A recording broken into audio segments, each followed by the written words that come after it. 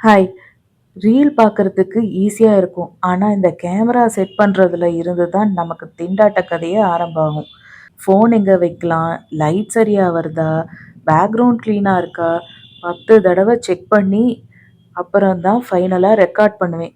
சில நேரம் ட்ரைபேட் கூட கோஆப்பரேட் பண்ணாது. சம்டைம்ஸ் நினைப்பேன், ஒரு ஹெல்ப் இருந்தா இவ்வளவு ஸ்ட்ரகிள் இருக்குமான்னு. ஆனா அடுத்த நிமிஷம் தோணும், நான் இதையெல்லாம் சிங்கிளாவே ஹேண்டில் பண்றேன்னு. அதுவே ஒரு ஸ்ட்ரென்த் இல்லையா? கேமரா செட் பண்றதுல இருந்து ப்ராடக்ட் ரெடி பண்றதுக்கு எல்லாத்துக்குமே.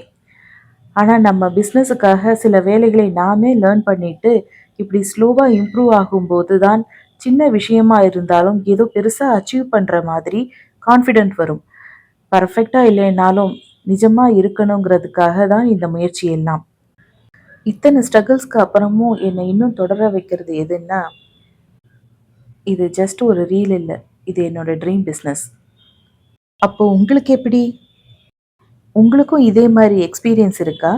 அப்படின்னா கமெண்ட்ல எஸ்ன்னு டைப் பண்ணுங்க.